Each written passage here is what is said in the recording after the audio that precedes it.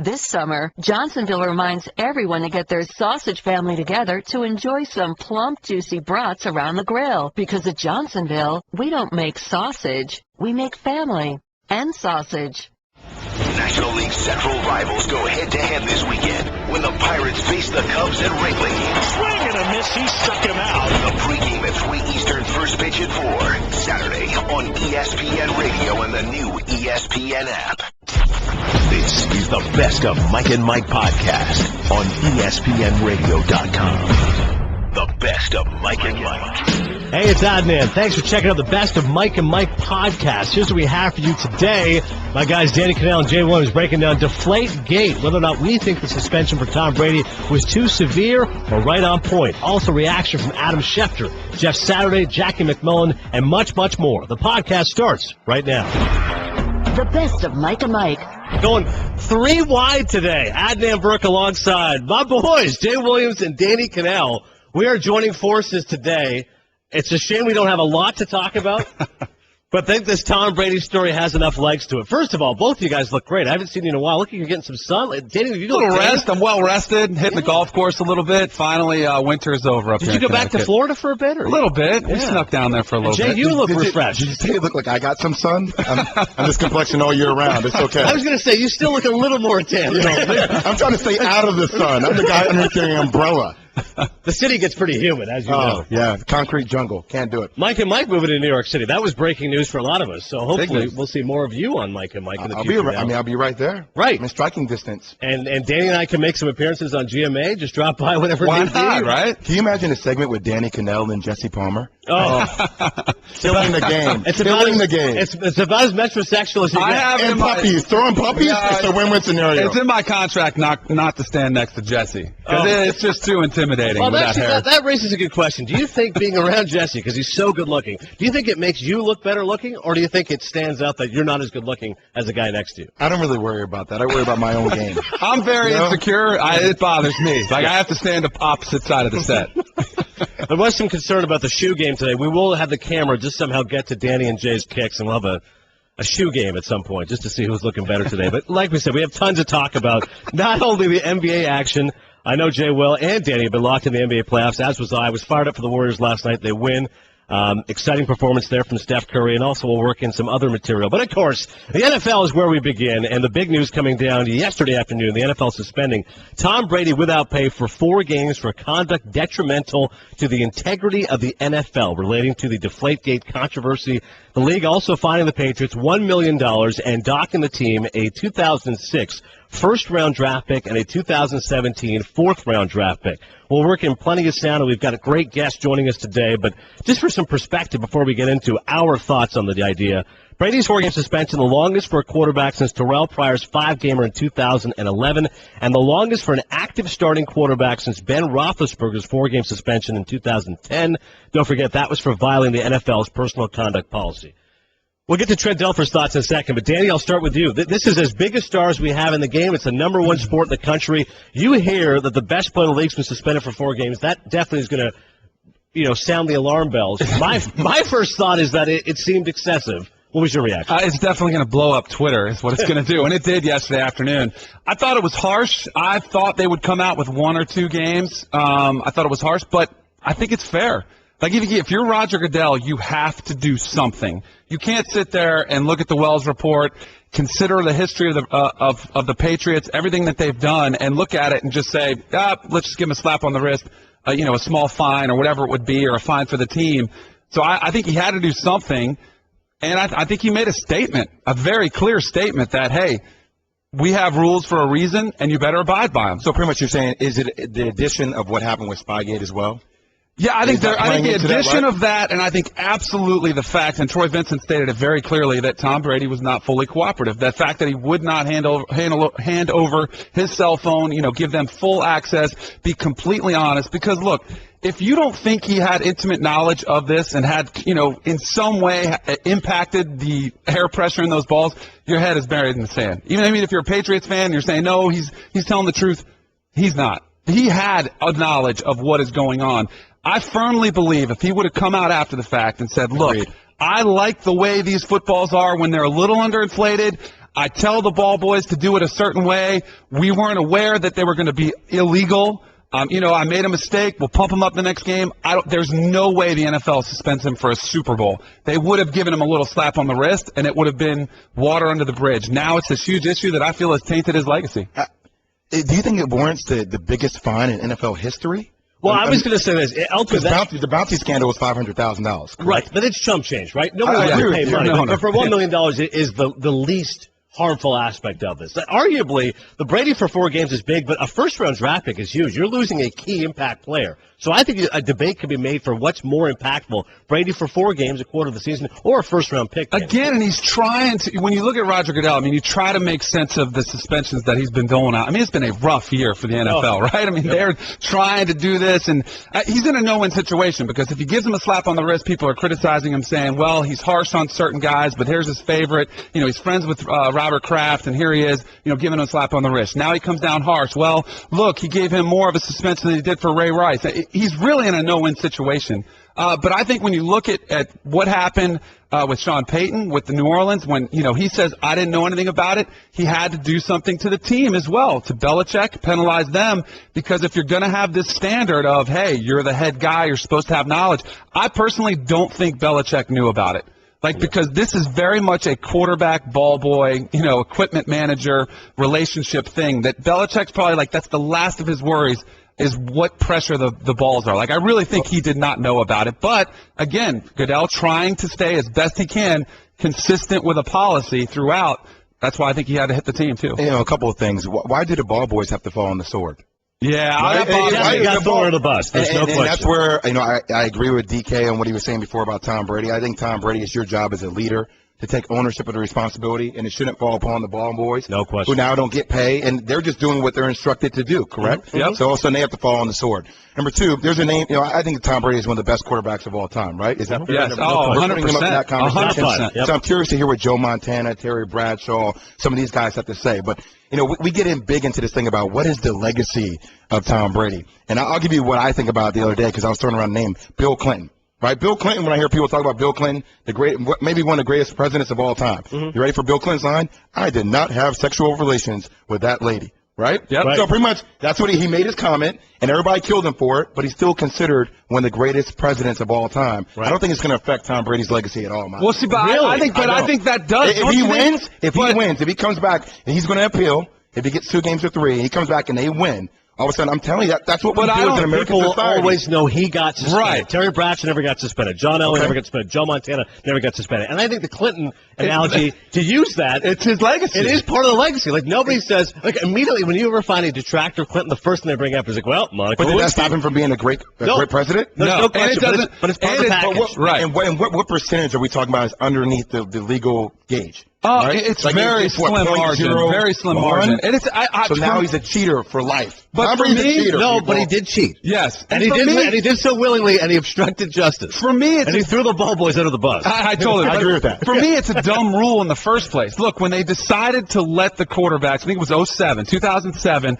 Peyton Manning and Tom Brady, got together and they said, look, when we travel on the road, we don't have our own footballs. We don't like the way they're given to us because the NFL balls, when they are out of the box, handed to you in a game, are almost impossible to throw. It was something I really struggled with, among a lot of other things, playing in the NFL. But they pump them up to full pressure, which I think is 13.5. They have this film on them that really makes the ball slippery, and they don't get fully worked in until a couple games or a couple practices with them. So Tom Brady, Peyton Manning, they get together, they get a collective group of quarterbacks, they petition the competition committee, say, look, why don't you let us work the balls in? And I totally agree. The same thing here. Why not let the quarterbacks have the ball pressure, whatever they like it? The NFL likes offense. They like the quarterbacks to play well, so let them do it. I think it's a dumb rule. To me, the bigger issue is the way Tom handled it. From the initial radio interview when he kind of laughed it off and said, this is a joke, to the next one when he acted like he could care less about which ball he was handling. Just give me the football. That,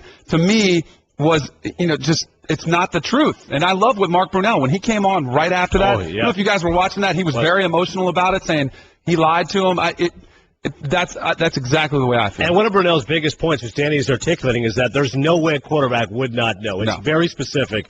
in terms of the way you'd want the football, and ball boys just wouldn't do that unilaterally. They wouldn't do it without the permission of the star quarterback. What's Trending Now is brought to you by 5 Hour Energy, new improved taste. 10 great flavors. Have you tried 5 Hour Energy shots lately? It's Adnan Virk, Jay Williams, and Danny Kanell in for Green and Gold today on Mike and Mike on ESPN Radio and ESPN2. The thoughts of Trent Dilfer, one of the many NFL analysts you'll be hearing from the program today on Brady, the suspension, and deflategate. My mind's spinning, I think, like everybody else's is.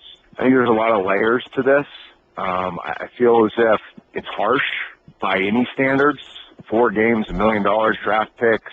Trying to put myself in Tom's shoes. I'm trying to put myself in league shoes. I'm trying to put myself in the public shoes. And no matter what shoes I put myself in, I don't think it's an appropriate punishment for what's being accused.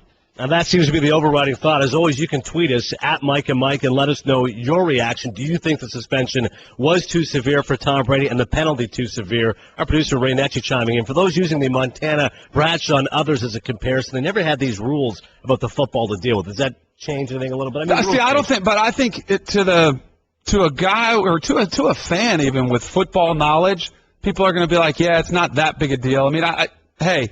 If I was Tom Brady, if I could go back in my career and deflate a football, I would have. I would have tried to do it. Like, I would have tried to make does it make this, tell people, does it make that big of a difference? Absolutely. Okay. It does. Why? Because it's a preference. Okay. Some of it's mental, but some of it is fully functional, where if you have a ball that you can grip in cold conditions or whatever conditions that you are faced with, if you can grip it and throw it accurately with precision, which Brady does better than anybody, that is an advantage. Now, it might be a slim advantage, but think about it this way. If you're out there and you're a quarterback and you're struggling with the footballs, you might still be able to complete passes, but they might be a little bit behind the guy, so it slows him down. He gets tackled immediately. Where if you are precise, if you have the grip exactly the way you like it, you watch the NFL, you see how close those windows are, how it's a game of inches. I mean, you look at how precisely these quarterbacks can throw the football. If you give them that much of a margin, that much of a little slight edge,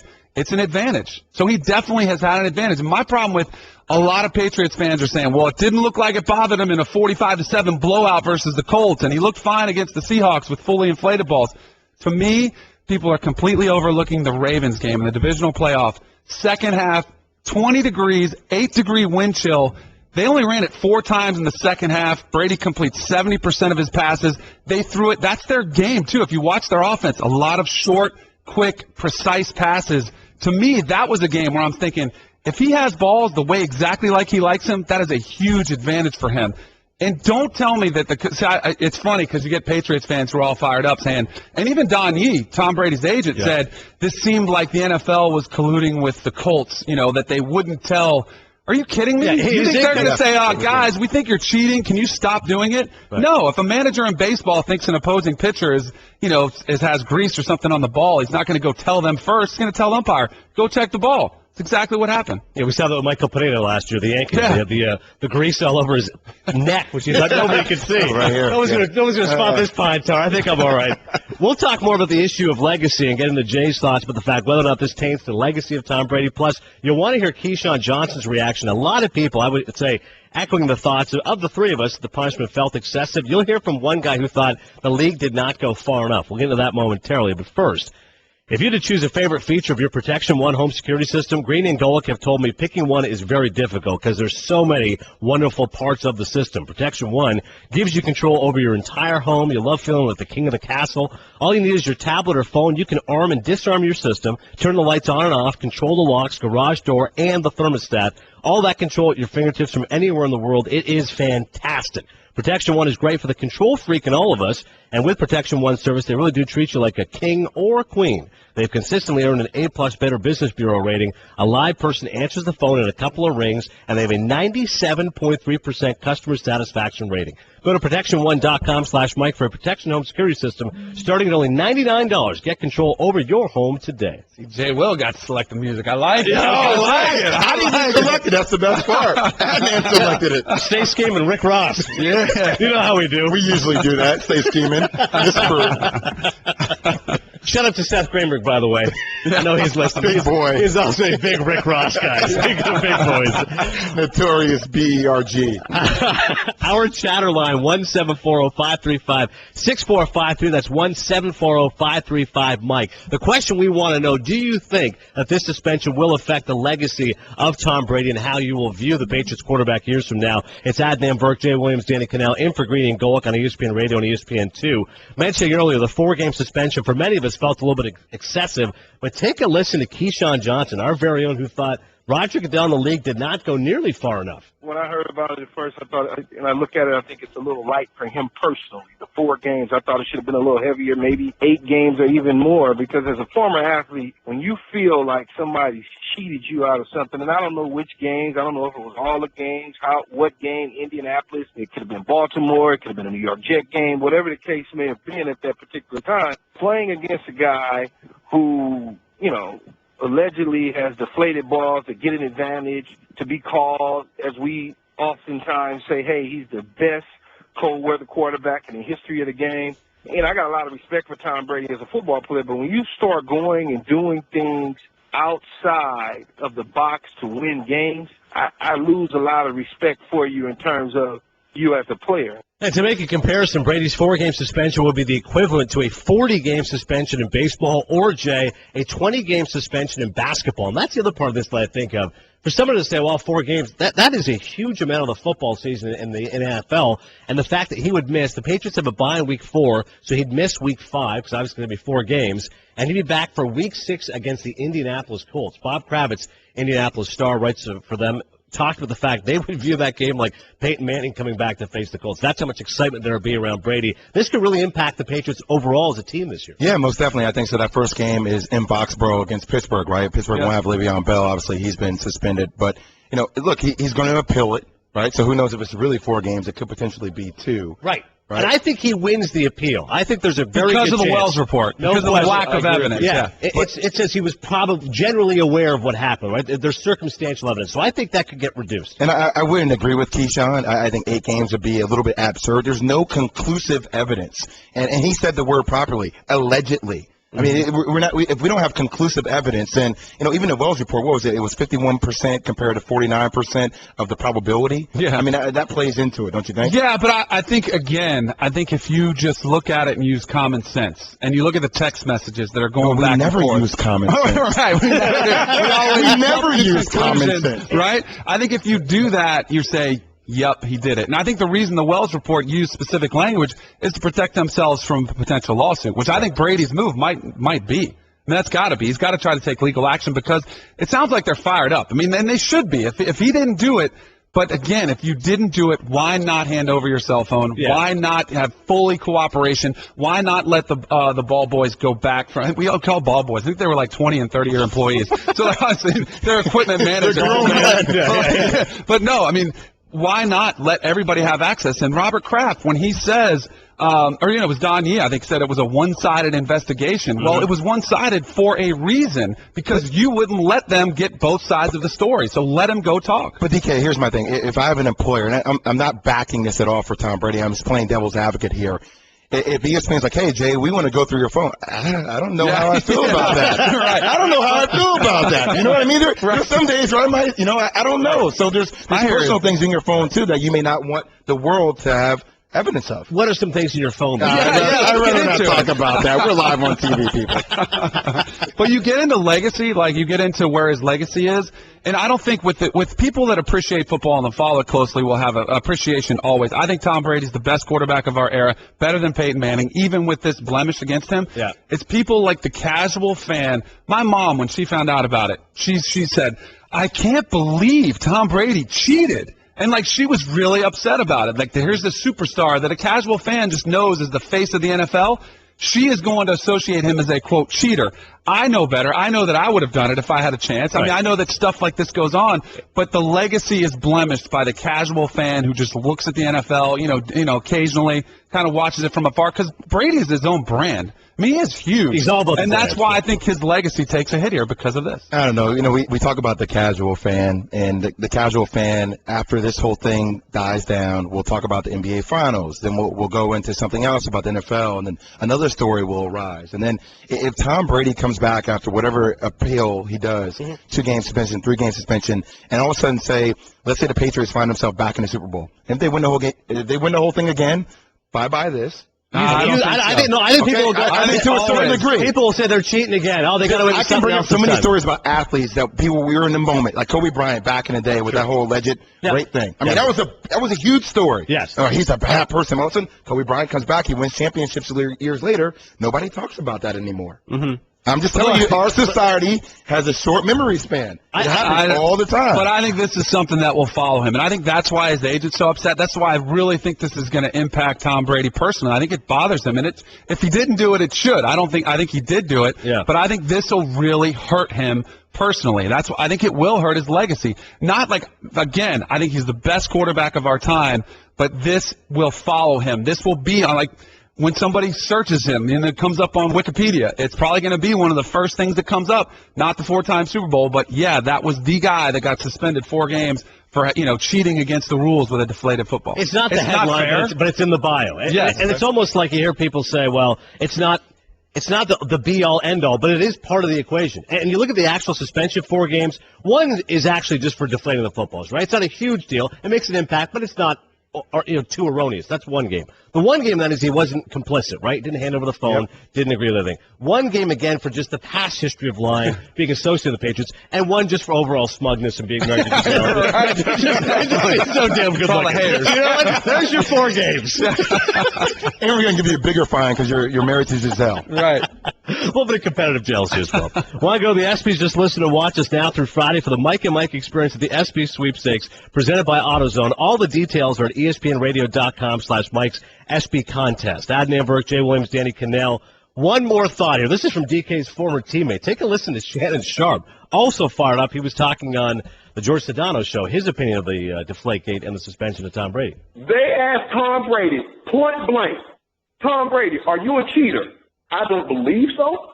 Shannon Sharp, you a cheater? Hell no, I ain't cheat. You want to look at my record? Have a look at them. All I'm saying is don't release any numbers. Don't let any of this stuff to get out. I got Ray Lewis and this guy and that guy and this guy. I don't want their numbers out. But anything that I tweeted over the last 12 months, have at it. Because I ain't got nothing to hide. Hell no, I ain't a cheater. Shannon Sharp breaking it down. Also, my friend Buster Olney chiming in. The whole question of Brady files a lawsuit, which Danny mentioned he could do, he said then he would open himself up to depositions. He'd have to go under oath. And Buster pointing out, that's the Alex Rodriguez quantity. Does he really want to open himself up to that? If he didn't do it, why wouldn't you? Right. That's true. Like if you are, so bring it. If you're Tom Brady and you did not do it, go ahead. The best of Mike and Mike. Mike and Mike.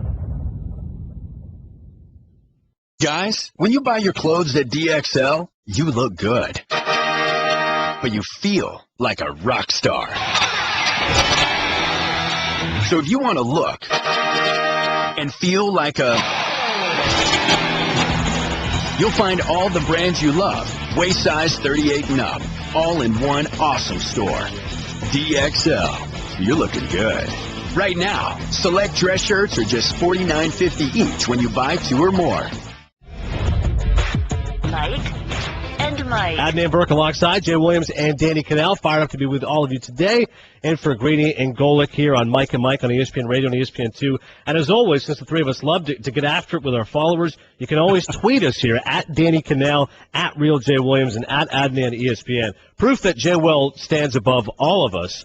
It's not a competition, guys. I am middling around with 56,000 followers. I had a tweet the other day from a guy going, yo, man, I love your work. How do you not have more followers? I literally responded. I thought I was doing pretty well. Danny, for perspective, over 200,000. Yeah, but that's not even sniffing our boy here. 1.7 million. Guys, we're a team. We're Team United Nations. So we get to divide all those among us. So we should just say total. We have around 2 million total. The cumulative total here is 2 million Twitter followers. We still can't touch our friend Jackie MacMullan, who joins us now via the Subway Fresh Take Hotline. Jackie, we can get into Twitter another time, but first off, want to get your reaction to Deflategate as someone who knows the Patriots and their operations as well as anybody, writing for ESPNBoston.com. What's your reaction to the penalty? Well, I think we all expected consequences, and I thought the Patriots and Brady deserved consequences. I just thought the punishment here didn't fit the, I'm not even going to say crime because it wasn't a crime, the infraction. I just thought it was a bit of an overreaction. I understand why, with all the attention on this. But with everything that's gone on in the NFL and all the things that have happened in the NFL, I don't know how deflating the football becomes more egregious than some of the other things that have gone on in this league. I thought it was too harsh. Jackie, what do you think would have been appropriate? Well, that's a good question, and I was expecting a game or two. I do think a suspension was warranted, and as we know in the appeal process, that could very well be what Brady ends up with here, 2 games. And I don't disagree with the Patriots being punished for this at all. I just thought that I think when it comes to the NFL, transparency always seems to be the buzzword, doesn't it? And I don't think they liked the way the Patriots went about this investigation. I don't think they felt like they were cooperative. They said as much, Troy Vincent did in the statement. And I think that's what they got punished for as much as what actually happened here. Certainly, it will be intriguing to see what happens going further. How much of an advantage do you think, Jackie, this gives the other teams in that division, right? We know that Rex Ryan has all his bombast and is trying to make the Buffalo Bills into a winner, although they don't have a proven quarterback there. But do you think 4 games, if Brady appeals and the appeal is upheld, so if he doesn't get reduced, do you think 4 games is significant enough for a team like the Bills to potentially make a charge? Well, I mean, it's the quarter of an NFL season, so I think it's pretty significant. I guess I'm looking more at the Miami Dolphins than I would say the Buffalo Bills, but that's just me. I do think it is significant. I just don't think it'll happen. I really do expect that the suspension to be cut in half. And I thought it was interesting, and the NFL is nothing but notable about theater, that the first game back would be, if there's that 4-game suspension is upheld, against the Indianapolis Colts, the very team that alerted NFL officials to these underinflated balls to begin with. Jackie, I want to make a quick transition to the NBA playoffs, and you wrote a great article Tuesday, April 14th, called Wizards Paul Pierce Speaks the Truth. And we've been seeing Paul Pierce speak the truth a ton. I mean, probably one of the best lines I've heard in a long time about, when he got asked after that game-winning shot, did you call bank? And he said, no, I call game. What are your thoughts on Paul Pierce's play throughout the playoffs? I'm not surprised, fellas. I've been watching this guy a long time. I've known him a long time. And he always is all about positive self-talk, and I think you guys know that the greatest ones always are. And I thought what happened with it was very key, and I think it got lost in everything because the Wizards, as you know, kind of faltered there at the end of the regular season. They sat Paul Pierce down. They sat him down for a few games, and they called it quote-unquote rest, but he had some lingering knick-knack injuries. And the day I talked to him, he was just coming back. He was fresh. He was feeling great, as you can tell by his remarks. So I wasn't surprised at all. And, he almost did it again last night. I think he was too open last night. I think Damari Carroll kind of was so close to him there. I don't think he saw him. I think it threw off his rhythm a bit.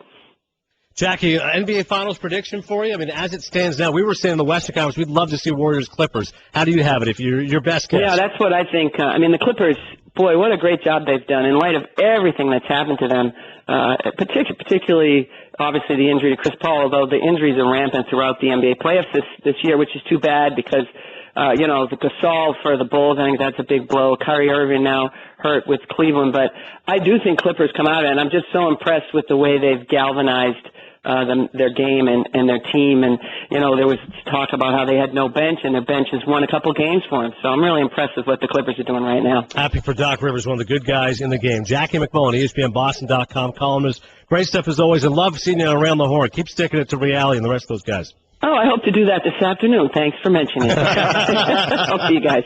Thanks, Jackie. Another point that she made in that column on Pierce that, he didn't really engage in proper fitness and diet and stuff. 2002, he wandered over to Burger King before a key playoff game against the Sixers, ordered a Whopper and a large Coke. Now said, I can't remember the last time I had a soda. It tastes like acid to me now. That's one of the biggest changes, I think, over the last decade in sports is how athletes take their nutrition so much more seriously. I mean, there were a slew of guys that driving in Sunday to an NFL game would stop at McDonald's, Burger King, or whatever, get Egg McMuffins or whatever they would, eat whatever they could. Now guys are so meticulous with what they take in their body. Protein shakes. It's smart. When you think about an investment and what you're investing in, it's brilliant. Hey, I remember when I came into training camp, and without saying names, there was one particular player who, have you ever seen the movie The Great White Hype? Yeah. Damon Wayans, and he came out with a little belly like he was pregnant. Right. And I've seen athletes that have those little bellies, and you're sitting like, this guy makes $13 million a year and has a little belly, but look, it's a long season. They play themselves into shape. The best of Mike and Mike. Mike and Mike. Greeny and Golick joining us live from New York right now via the Subway Fresh Take Hotline. Greeny, we'll start with you. Good day to both of you guys. Wish you were here, obviously, in a big story like this with the Tom Brady situation. But, Greeny, being a Jets fan, how thrilled are you with the situation that Brady's going to be suspended for 4 games and the overall penalties? What's your general reaction? Well, I understand the degree to which it obviously helps the other teams in the AFC East and I guess throughout the AFC. But, I think if you're a fan of another team, you want to beat the guy. You don't want to see him sat down. And in my opinion, this is much too much. I understand that this is more about the cover-up than the crime. I heard what Jackie MacMullan just said, and I agree with that completely. I think if they really wanted to hit the Patriots hard, considering what I think actually took place here, if they had suspended Brady for 1 game, I think that would have done the job. I don't care about the money. They have more money than they could ever possibly spend. The draft pick is obviously a big deal, but to suspend Tom Brady for a quarter of the season, to me, strikes me as overwhelmingly too much for what I know of what happened here, particularly since I saw the word probably and more likely than not in the Wells report. I think 1 game would have sent a very strong message. 4 games to me seems excessive beyond belief. How big a blow do you think this is to the legacy, not only to Tom Brady, but the Patriots? I mean, they have been labeled cheaters for the last decade almost. A little bit of technical difficulties there, I think. Yeah, is that Golick trying to talk, maybe? He was trying to, they probably don't have his mic potted up. Go ahead, Golick. Okay. Yeah, I do think it will follow the legacy of the Patriots, but certainly it's not going to stop Tom Brady from getting in the Hall of Fame. It's not going to stop Bill Belichick from getting in the Hall of Fame, which I don't think. But this certainly will follow them. I don't think there's any question about that. I think it was ridiculously heavy-handed, but I also understand that the league wants to kind of put their foot down and kind of make a statement here. And I do think, and we've seen it in other sports as well, it is the fact that you're kind of covering up, because God forbid if the Wells report said he definitely did it and we definitely have evidence, Tom Brady's career might be over with what they would have done to him with all the probablys and maybes, and he got a 4-game suspension. I agree with Greeny. We've talked about this a lot. We thought at the most it would be 1 game, try to send a message. You're going to have to sit down for a game. But 4 games, I agree with Greeny, too. The money, $1 million, listen, it's easy to say $1 million isn't a big deal if you're not paying the $1 million. But the draft pick certainly can hurt. But having Tom sit for a quarter of the season, I definitely think was a bit heavy-handed. And we'll see. Maybe in the appeal that may get knocked down to 2 games. Golick, Jay Will here, buddy. How you doing, first off? Good, man. Good. Secondly, I want to ask you, how do you think this really affects Tom Brady's psyche going into this year? People questioning his manhood, people questioning if he's a liar, he's a cheater. How does that affect him? Let me just say this, that right now, if I were a betting man, if I were betting Danny Kanell or your money, which I would love to do, I would take it right now to Vegas, and I would bet on the Patriots against the Colts in Indianapolis. Because that's the first game Brady is back. Tom Brady, we've seen him get fired up on a field when, people come after his team a little bit. He is going to want to absolutely put it in everybody's face. I don't have any doubt at all, if he has, the talent around him, Gronkowski being healthy and such, that he is going to come out absolute guns ablaze and trying to destroy everybody and mostly succeeding at it. Greeny, I want to ask you in terms of legacy. We're talking with Greeny and Golick right now, live from New York. It's Adnan Virk, Jay Williams, and Danny Kanell in for the fellas here in Bristol. But, Greeny, we're talking about legacy and the way that you view a person. And certainly you think about other big names in sports and Lance Armstrong and Barry Bonds in much more severe situations. But superstars who were affected by scandal and by suspension. How do you view Tom Brady now? How tainted is he by what he's done, the fact that he has not been complicit, at least it seems, in admitting to what he's done? I think it's unavoidable. And then I don't think there's any way in the world that doesn't become a part of the legacy. And that's one of the things about this I find most surprising. People talk about how this was a sting operation. What possible reason could the league have to want to bring down maybe its most popular and marketable player? And this does follow him now. Now, it's up to the court of public opinion how much and how relevant this is and where it goes in the overall professional obituary of Tom Brady. But there's no way to avoid it. There's no way to pretend it isn't a part of his career now. I think it becomes a part of the story. And when Mike said he's a lot to get into the Hall of Fame, I agree that if I were voting, he would be. But I'm not 100% sure it doesn't ultimately wind up costing him at least getting in the first year. Yeah, I totally agree with you with the sting operation because that's ridiculous. I mean, the Patriots have tweaked the rules, bent them, and even broken them, and they've gotten away with it. Finally, a team works it against them, calls them out on it to their advantage. I have no problem with what the Colts did, but how much you guys said you thought it was too harsh. I feel like Goodell was in a no-win situation, especially because of the relationship that he's got with Robert Kraft. He had to make a statement saying we're not giving any special treatment. Don't you think that came into play here? Without question. That's why I said I would have done a one game at the most, but the position that the league has been in over the past year, over trying to be too light with their penalties, then too heavy with their penalties, they've kind of been all over the place. They've been losing appeals. I think right now they're basically just saying, either way, we're just going to come down hard. They came down hard in the Greg Hardy situation. We'll see if that gets a lesson. And I felt they were going to come down hard in this as well. That's why I always wanted to preface by saying I thought one game, but I definitely thought the league was going to want to come out harder on this one, without a question, yes. Definitely had to get your opinions on this topic today since it is your show, and congrats to both you guys as we close up shop here. For those that do not know, Mike Graber, Mike Golick, Mike and Mike will be moving to New York City, and we're obviously very excited for that. Jay Will makes his home in the city, so he's fired up now. Greeny, I got a great caprese salad place for you down in Tribeca. I got it locked down. You have a seat waiting for you, buddy. Now you're talking, Jay, and I got two words for you. Manny-petty. I'll meet you right out here. You guys are terrific. I found donut shops already. I frosting and cheese. That's my food groups in the morning, so I'm good. Golick, you and Greeny going to a Broadway show, right? Is that what you guys are doing now? That's why you're there? Oh, my God. 20 hours a week is enough, Ed, man. I don't need to get any more time with him than that. We are on the stage where they do the Lion King for the upfront today, announcing something that was in 3 newspapers yesterday. Breaking news, right? The element of surprise. Brady and Golick, thanks so much for calling in, guys. We'll hopefully have you back here real soon. All right, see you guys. The best of Mike and Mike. ESPN Radio, bringing you directly to the biggest events in sports. Center field, well hit, Hunter back, out of here!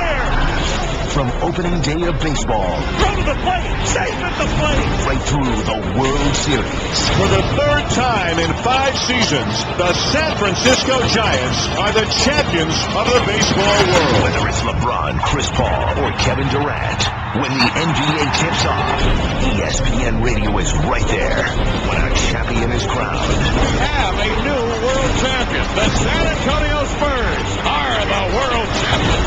And when the magic of bowl season arrives, ESPN Radio is your home for the new college football playoff. The college football playoff first national champion, the Ohio State Buckeyes. The biggest events in sports can be found right here on ESPN Radio. The best of Mike and Mike. Mike and Mike. It's called a point guard pass right there, brother. Talk about great teammates. Adnan Virk, Jay Williams, Danny Kanell, in for Greeny and Golick today. I have the pleasure of working with Jay on college basketball, pleasure of working with Danny on college football, our show, which I don't know if anybody was watching, but it was on up against Sunday Night Football on Sundays, 8 o'clock. We also worked with the radio together. Talk about good teammates. When I worked with John Anderson, somebody had warned me on Mike and Mike. They said, make sure you always turn his mic on. Because, on TV, we're used to just putting the mic, the lav mic, et cetera. But all the times today, Jay immediately goes over and presses the button. Like, Anderson would be furious with you right now. He was like, do you not think I know how to turn on my mic? I'm like, no, I'm just looking out for you.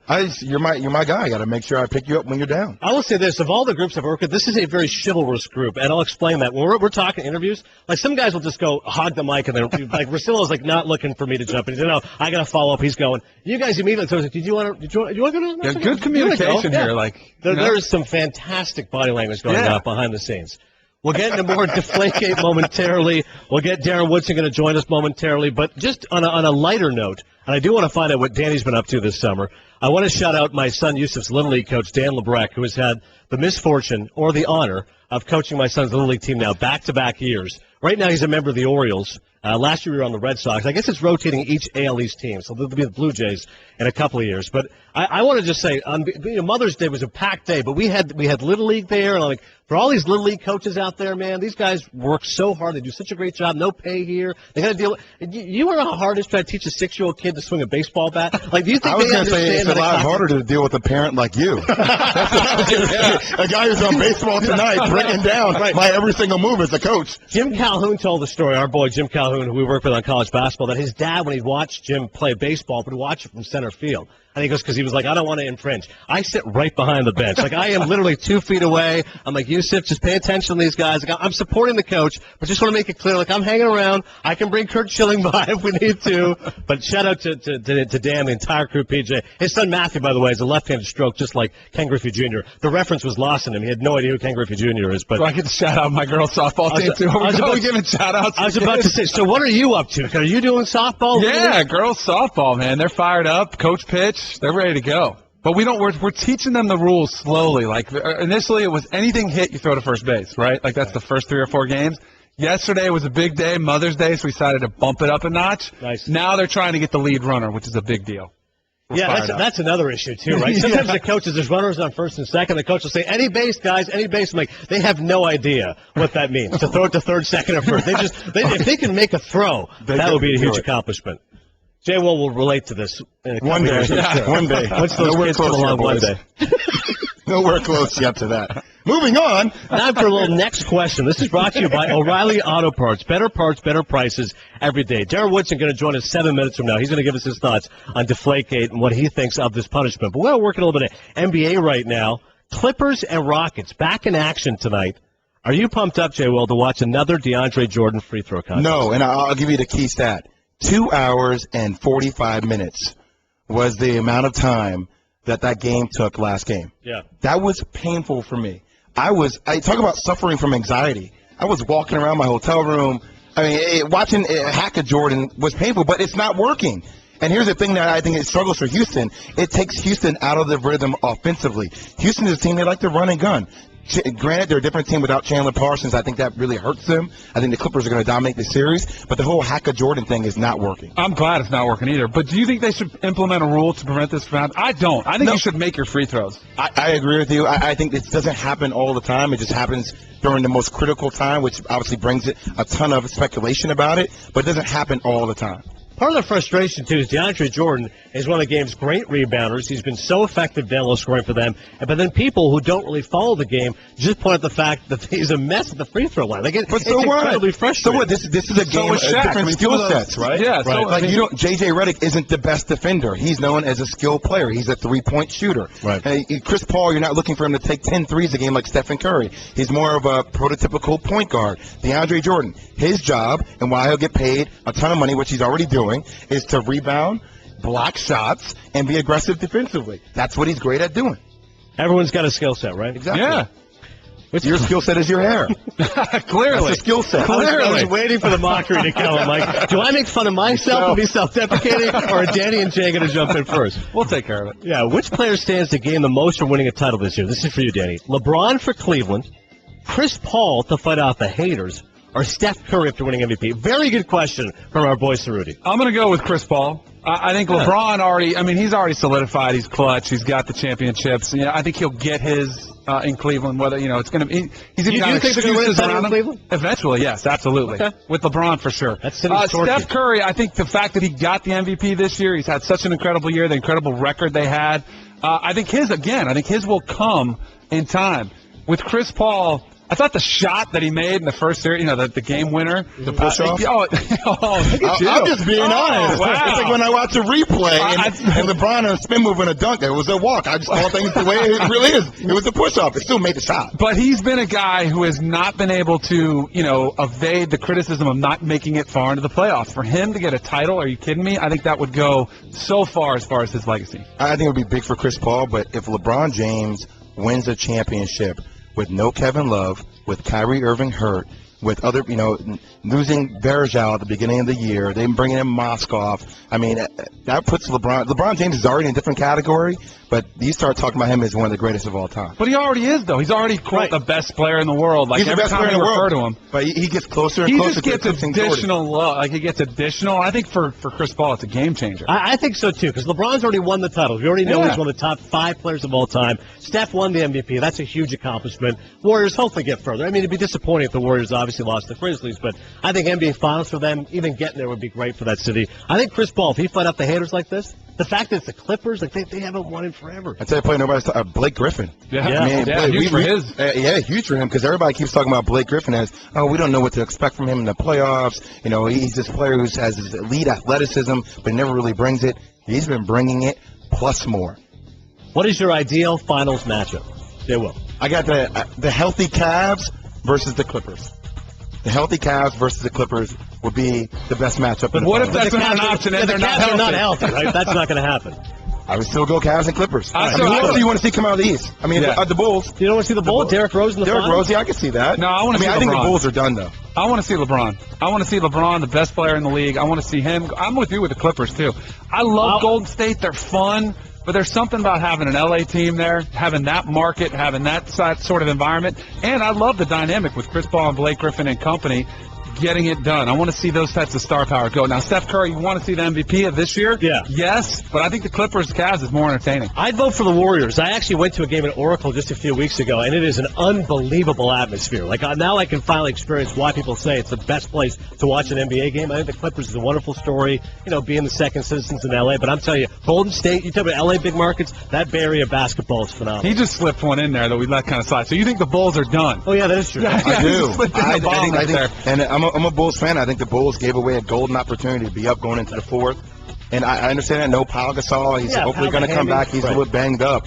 But I think LeBron made a huge statement the other night with Kyrie not being able to play a lot in the fourth quarter.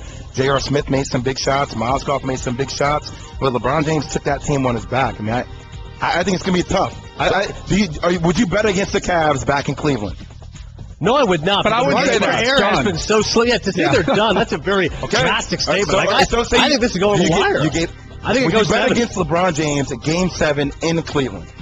No. Okay, so you're agreeing with me. But they're not there's done. No Kevin Love. There's a chance. Kyrie Irving is not 100%. I'm a Bulls fan. Look, I get it. I love watching Derrick Jimmy Rose Butler's play. my guy. Jimmy Butler, yeah. He's awesome. NBA playoffs are turning into a battle of attrition. Like, who can stay healthy? You're seeing, and I hate that. As just a pure fan, just a purist who wants to see the best players on the court, I hate it when you're seeing guys go down, whether they're continuing to play hurt or whether you're having them completely out of the game like John Wall. And DK, just a point for you, considering the fact he was not a part of the conference call last night, unprecedented. I didn't even get a note about the conference call last night. But he with a lot of strong opinions, considering the fact you weren't a part of the conference. And I would have, I would have been like excused if he had something really important, like he was there, even if it was like a date or something. But I'm watching him tweet during our meeting. I'm like, live tweeting, people. Live tweeting. Live Too tweeting busy while for our conference call. Mike and Mike, presented by Progressive Insurance. Today's guests, including Darren Woodson, joining us literally minutes from now. Adam Schefter at 8:30, Jeff Saturday at 9:10. And Troy Brown at 9:30, Subway Fresh Tank Hotline, plus your chance to win a trip to the ESPYs. We're going to get to Woody momentarily, get his thoughts on Deflategate, if he thinks the punishment was accurate for the Patriots, and whether or not he believes how this will impact Tom Brady's legacy. Plus, our chatter line, as always, you can get after us, 1-740-535-6453. That's 1-740-535-MIKE. When it comes to choosing the right underwear, comfort is key. There's nothing worse than getting up from a long meeting, like when I'm doing baseball tonight, or a car ride, I'm driving the kids around to baseball, having to readjust everything. Very uncomfortable. They start asking questions. Thankfully, there's Tommy John, the innovative men's underwear that's redefining comfort for guys everywhere. Do your undershirts come untucked to the point you need to retuck them every time you stand up? Raise your hands, folks. I'm with you. Do your socks constantly fall down around your ankles?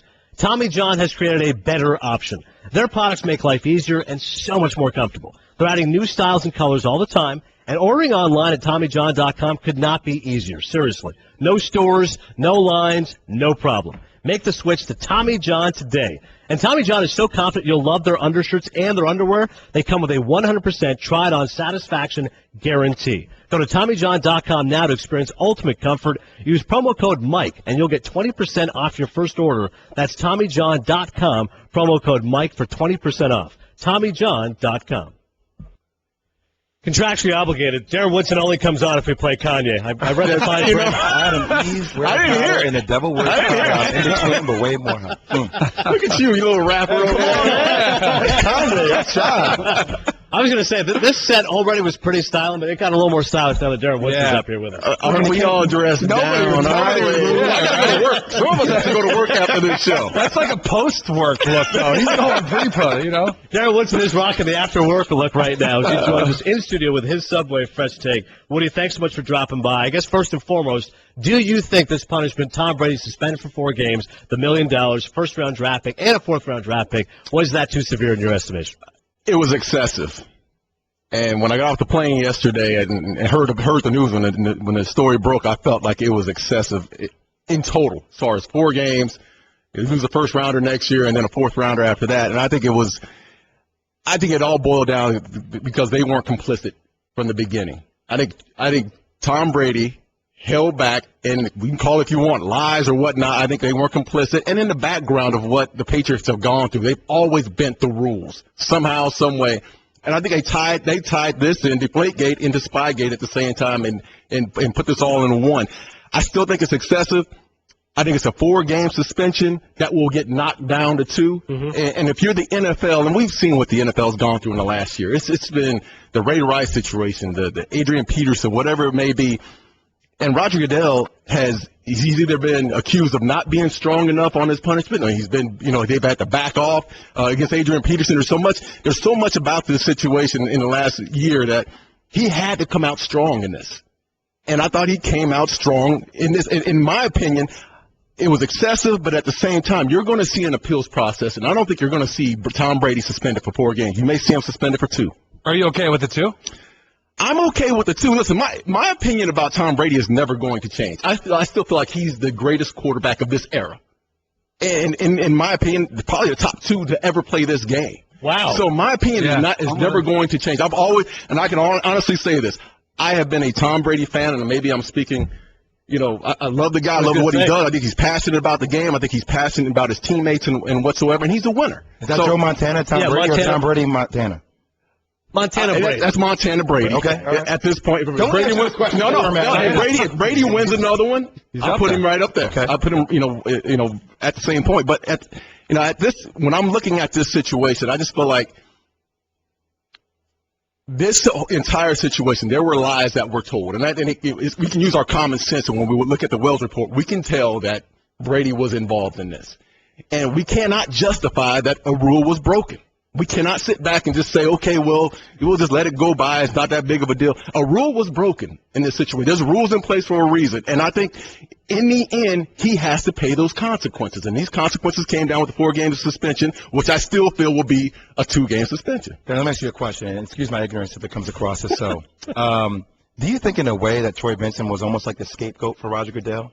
Right, because Troy Vincent's the one that had to make the statement, right? So Goodell can always sit back and say, he can deflect and say, well, that's... I think Roger Goodell has to sit back because he's going to be a part of the appeals process. How can Roger Goodell not make a statement? Well, I agree. I think he should have been quoted in the Wells report somewhere in there. But at the same time, I think when you look at the situation, you have to put Troy Vincent out there because there's going to be an appeals process, and the appeals process goes right back to Roger Goodell. I think he has to separate himself until that happens.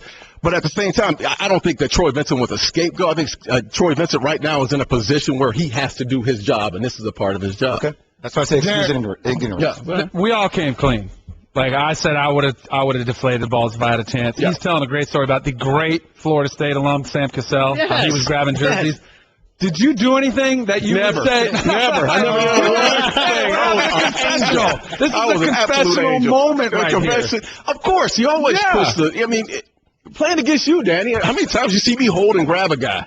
I mean, I'm going to do what I have to do to win a football game, but I'm trying to play within the rules of the game at the same time. But, I'm going to push that envelope until a referee tells me, hey, Woody, stop grabbing. You're grabbing too much. And then we'll go from there. But I think, a lot of players that have played against the Patriots have always felt the same way. That they're going to bend the rules. They're going to push the envelope, and they're going to find a way to win football games. I get it. And the great competitors, and I'm a guy who I feel like that there's a part of this game, and we've been hammered, and it's been hammered in our head if you're an NFL football player about integrity of this football game.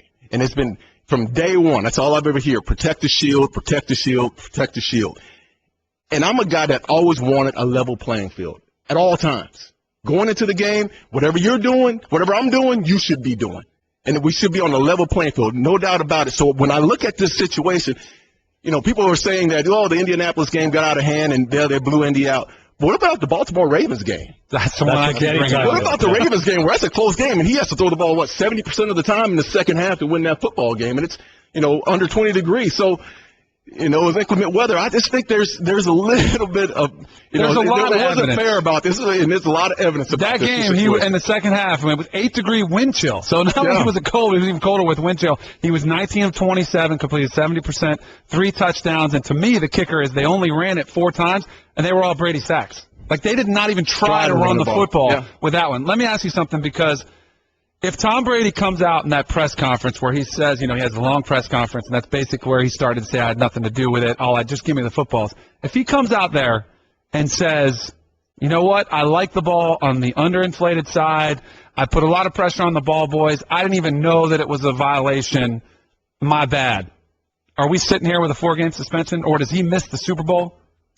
I think it goes away. I think it goes away. A fine. No way. He gets a fine. He gets a fine. No, he maybe gets a fine, but it doesn't go away. He's not missing the Super Bowl. It does not go away. He's not missing the Super Bowl. He's not missing the Super Bowl. And we're not talking about it now. Exactly. I think we're talking about it now. I don't think he's missing the Super Bowl, but I still think, just because of the Patriots organization as a whole, if there's anything to do with just, bending the rules and they get caught or whatnot, it's going to be a big story. And we're talking about the face of the NFL and Tom Brady. It's not going away.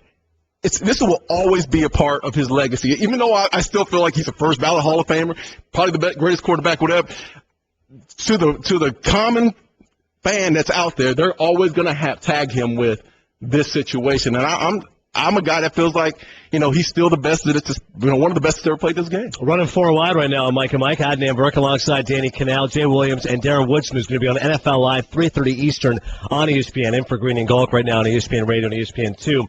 With regards to Bill Belichick, he wasn't exonerated by this report because he didn't get fined per se. But at the same time, that first-round draft pick is clearly hitting him where it hurts, and also the 4th-round pick. Do you think that was too severe, or do you think Belichick does have to accept, even though he probably didn't know about football, that'd be really micromanaging if he was overseeing it to that extent, but does he still have to take some culpability, or do you think that part of it's unfair? No, I think he has to take some kind of culpability. And listen, ignorance is you're going to get accused regardless. And let's talk about Belichick. Belichick is so involved with everything, front office, the players, everything that goes. He's so intricate, everything that is involved with the Patriots, that you cannot tell me that he did not know a little bit about what was going on. I don't think he did.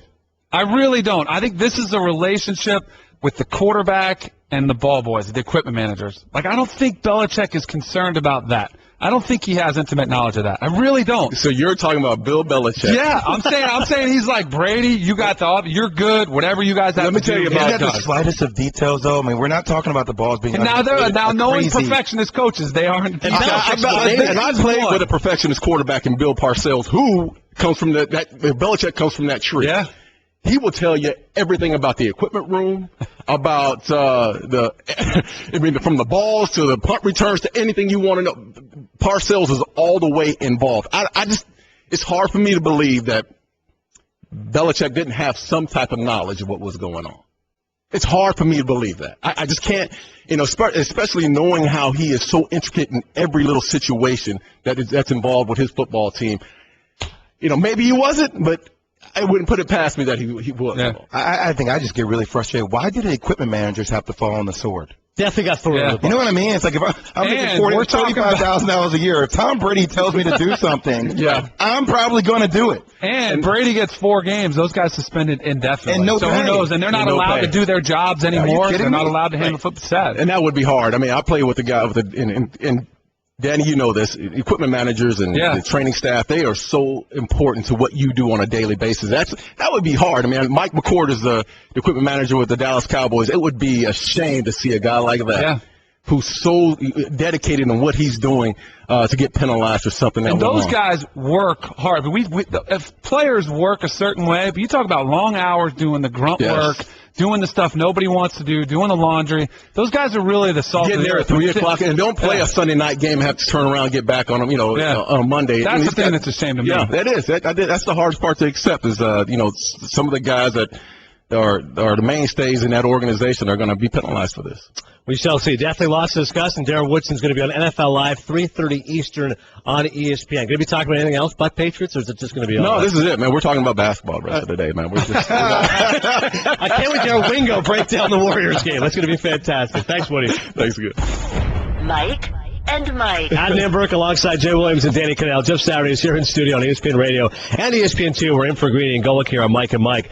It seems like everybody is unanimous in thinking they thought the punishment was excessive. But Keyshawn was saying he thought it should have been more. He thought Brady should have been gone for 8 games. How do you see it? Well, I mean, I was shocked, I'll be honest. I did not foresee I felt like he was going to get suspended. I was thinking he'd probably get suspended 2 games, and then they would, try to appeal it. I didn't know. I mean, everybody talks about this as an assured appeal. I'm not so sure. I mean, when you kind of wag your finger to the NFL that I'm not going to cooperate, I'm not sure how the appeal process is going to go, but inevitably he is going to appeal it. So that's what I was thinking. Maybe get 1 game, possibly 2, but when they hit him with 4, I was surprised, and I was really shocked with the draft picks. I mean, when you read the report of what Troy Vincent said to the Patriots and tied it all the way back to 2007 and the culture that was in their organization, and then line those up and just kind of added on to what had already happened. The $1 million fine to me, it's kind of that. Yeah. For an organization like that, it really is. But you saw what they did with the Falcons, and so you kind of understand. Okay, there's going to be some type of, we're going to move it up the chain of command there. But I was surprised. But here's the situation for me: is as you read through the report, or as I read through it, and I was here yesterday when the report came out, and we had to go right back on. Is the tone throughout the letter was, you were not forthright. You did not come in and do what you said you were. You were not transparent. You did not do this. And so, therefore, this is where we're going to go with it. And this is not only going to be a punishment for you, this is to be a deterrent for future infractions. And you just got that feel in the language of what Troy was saying. And, when you break the rules, there's always going to be a consequence. And as much as people, and I heard Danny say, it may be a stupid rule, and we can debate that all day, because I do believe there are some really dumb rules in all sports, right? So whether it is or not, but you did break the rule, and so you have to pay some type of consequence. Had it been handled the way it should have been handled, and in my opinion, and we had a big debate about this when the Wells report came out last week, and people said, well, this is an impossible situation. It was not an impossible situation. Like, at that moment, if you're Tom Brady, you go before the press and you say, yeah, I adjusted the football just like I've been doing since 2006, and I got it to where the feel that I liked. And, I never had a referee bring it to me. I never had anybody complain about it. So if anyone had, I don't stick a pressure gauge on it. It's all by feel. And that's 32 quarterbacks. Everybody does it the same way. Had he done that and just said, this is the way I've always adjusted it, I told my guys, here's how I like it, Every single player who's ever been on the offensive side of the football would have understood, because we've all been on a Saturday morning practice and seen 16 balls and the quarterback goes through and squeezes them. Hey, these are the ones I like. Okay, we're going to run through them for the last walkthrough. That's all common practice. But when you go up and just pretend like, didn't have anything to do with it, your credibility begins to take shots. And so as he did it, and then when you come out and you don't cooperate with the league, they are setting a standard. And a little bit of defense of the league, they're in a kind of a trick bag here. It's very difficult. They've been crushed for not punishing too much. I mean, punishing too harsh, not harsh enough, back and forth. Right. So situation. Yeah. I mean, it all depends on what camp you're in. If you're a pro Patriots, it's way too harsh. If you're not, it still could be lenient, kind of like what Keyshawn is saying. It's disappointing for what happens to one of our icons in the game, for the credibility, and when people can question that kind of stuff over the inflation of the ball. I would have just much rather seen him, and I've said this repeatedly, just fall on the sword early. And let's not forget, when you read the report, the 2 guys who participated probably going to lose their jobs, right? So this isn't. You see those text messages? They're not bringing that. Yeah. I mean, they're both gone, right? So these guys, whatever they're making, their careers are pretty much done and shot. The assistant equipment manager and the game day ball guy, and is Brady going to get 4 games? Absolutely. Is this going to affect him, forever? Probably not. These other 2 gentlemen, it is. I mean, the impact on them, no one's ever talking about it. The impact on those 2 guys is far more severe in the long term than what it will be to Tom Brady. Long-term employees, the Patriots, too. They've been there quite a while. We talked about it earlier, saying that the importance of them. I'm curious, a couple things about Peyton Manning. You played with him. Do you remember how he liked his football specifically? I do not. You did? No. I mean, because I played with Peyton, and then when he was injured, it was Kerry Collins, Curtis Painter, Dan. I had all kinds of guys, and then with Aaron Rodgers. And honestly, I don't focus on it. I grip the ball, when my thumb is on the laces, and I'm snapping a dead ball back. I'm hoping they just catch that thing. I don't want to put any spin on it. So I never really. The only time I could ever really tell differences is a kicking ball and a QB ball. Now, there's a significant difference, right? Right out of the box, that thing is slick, and it's not something you'd want to go play on Sunday with. But as far as could I tell, and I didn't do the whole testing when everybody was. I wasn't here for those days, so I don't know if I could feel the difference between 1 pound, 2 pounds. But I think the league set a very clear, standard. Look, if you cooperate, we'll help out. If not, we're going to bring the hammer down. Jeff, take away everything that's happened after this report came out, when Tom Brady has kind of backpedaled and sidestepped and different things like that. But just with the ball barely being under the PSI amount, would you call Tom Brady a cheater? Take away the way he's handled it. Yeah, take it out of the equation. Would you call him a cheater? Here's the deal. With the way the Wells reports come out, yeah. If you're taking the balls afterwards, and the guys going after the referees do it, that's an issue, right? I mean, if you clearly, if that was the case, and that's what the Wells report is saying that happened. If a guy's doing it after they've been, checked by the referees, you're intentionally doing it now. If you just adjusted your balls and let it go, and those guys moved on, no. I mean, like I said, every quarterback in the league does that. So there is a clear distinction between, if you're adjusting once they've been checked by the referees, now you're cheating. That's egregious. Exactly. That's egregious. Yeah. Pushing the envelope before, trying to get them the way you liked it, but once they correct them and get them up to speed, you gotta let it go. Live and let live. But I think there is a difference, too, because I think it's harsh to say he's a cheater as opposed to he cheated.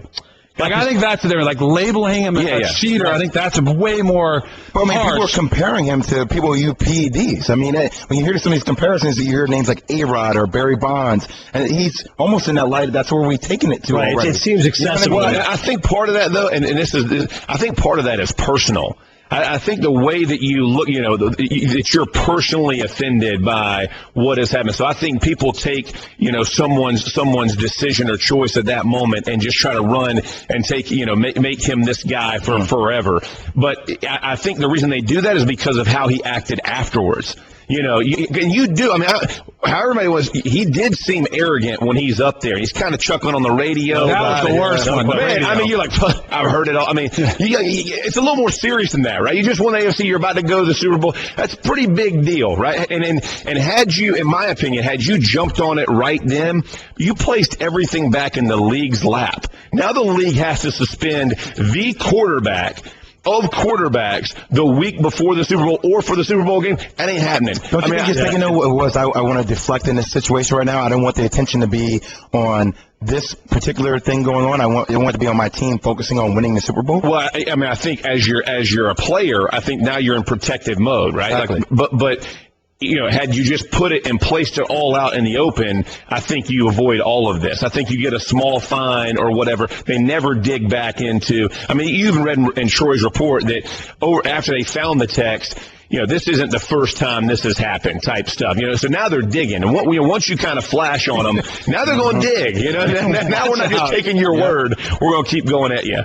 Got this tweet here from Mike Zimmer's ears. Brady played in the Super Bowl and got his ring. The punishment is peanuts compared to the prize already taken. That's going to be that feeling that's espoused by some. Mike and Mike reminding you, if you want to get in touch with us, tweet us at Mike and Mike through the 1-800-Flowers.com Twitter feed. Celebrate spring birthdays with a smile. Go to 1-800-Flowers.com/ESPN for flowers and gifts starting at $29.99. $7.99. Jeff Sauer's going to be on NFL Live, 3:30 Eastern on ESPN. Before we take a quick pit stop, I do want Danny just to touch upon his top 5 quarterbacks. We'll talk about it further once Jeff, unfortunately, has to get going. But just to the point that has Brady's legacy been tainted, Danny, give us your top 5 quarterbacks as you have them. 5's a homer pick.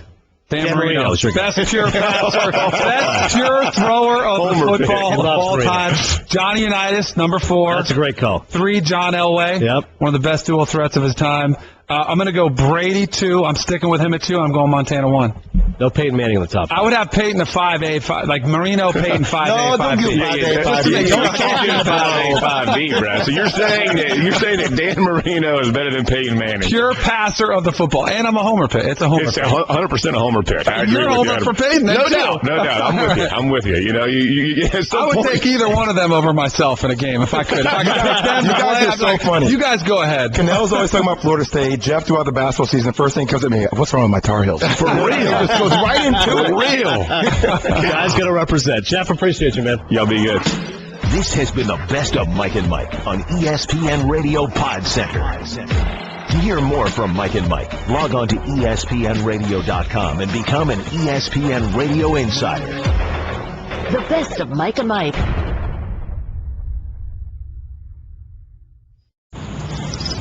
Isn't this weather great, Golick? Yeah, it's been a long time since we've had a day like this. Oh, and we're doing it upright. Some Johnsonville brats on the grill, a cold drink in our hands, feet kicked up. This is how to live. Yeah, can you imagine all those people who have to be inside working on a day like this? Yeah, those poor people. Oh, I'm just so glad you found those guys to fill in and take our place on the show today. Wait, what? I thought you were going to get the guest host for today. No, Greenie. I said I was going to get some root beer floats. Well, then who's doing our show right now?